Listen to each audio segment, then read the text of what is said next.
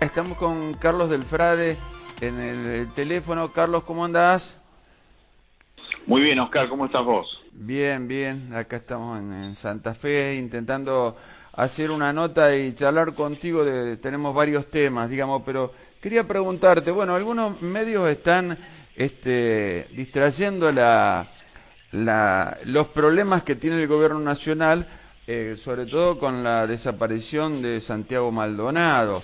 Incluso algunos están diciendo que ya los tenemos, porque vos, yo y la mayoría de la población, con los reclamos de Santiago Maldonado. ¿Cuál crees que es el objetivo de esto? De no hablar de la desaparición de Maldonado y sí hablar de otros temas.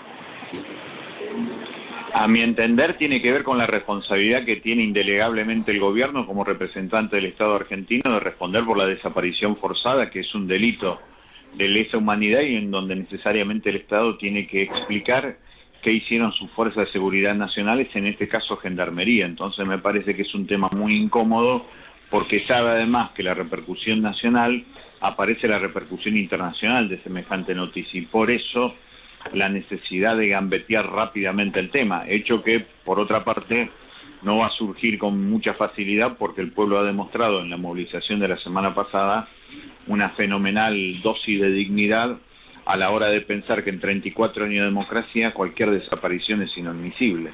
Claro, sí, sobre todo este tema, digamos, con lo que ha pasado en la dictadura y lo que se ha comprobado, Nada porque menos. después algunos sectores de la población, bueno, no les interesa, pero evidentemente es muy importante la movilización que se consiguió, ¿no?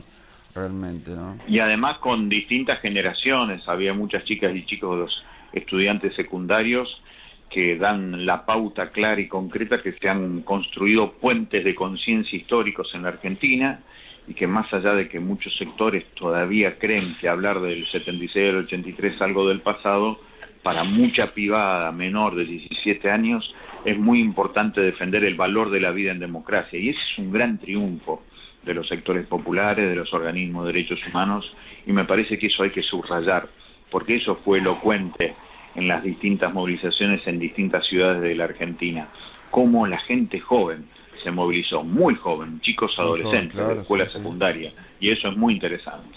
Sí, yo creo que eso duele, sobre todo a los que piensan o razonan a partir de decir que no creen en los desaparecidos, decir que, bueno, o que lo tenían merecido o lo que sea, cuando eran todos luchadores sociales, políticos, gremiales, digamos, los desaparecidos. Desaparecieron porque militaban y porque se comprometían. Yo creo que eso es lo que duele en algunos sectores, ¿no?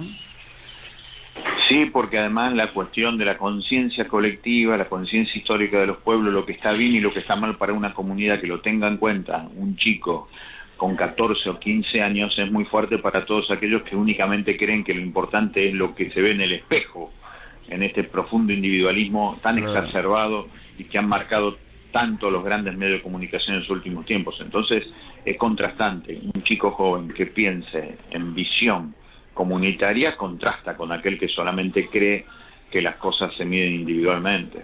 Así es. Carlos, otra pregunta. ¿Qué pensás con el tema esta de la falta de federalismo en las decisiones del gobierno nacional?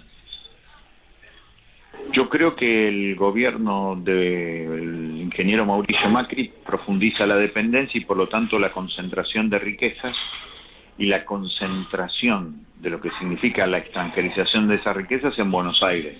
Es el modelo de Argentina dependiente, como fue parido en el siglo XIX a partir de la dependencia con Gran Bretaña y a partir del siglo XX con Estados Unidos y en el siglo XXI con multinacionales que incluso algunas de ellas hoy provienen también de China.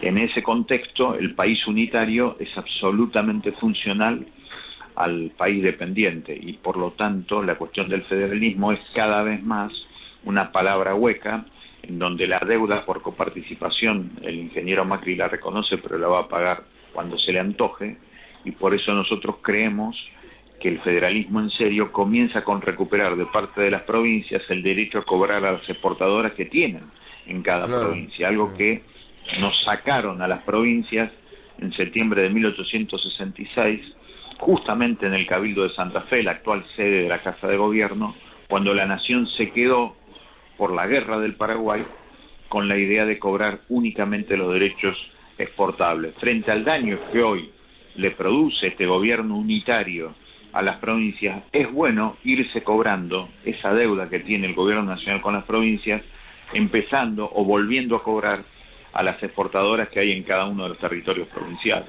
como también la reducción de ingresos brutos, que es lo que está pidiendo el gobierno nacional, pero por supuesto tiene más que ver con la Sí, cuestión ingresos de brutos, las yo dije actividades de las registro de grandes impresión, empresas. claro, sí.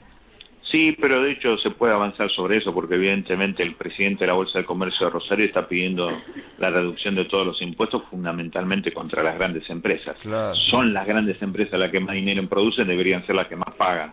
Por eso necesariamente hay que, entre otras cosas, socializar el conocimiento de la historia, para ver que lo impositivo no es una discusión teórica, es una discusión de términos históricos en determinadas instancias políticas.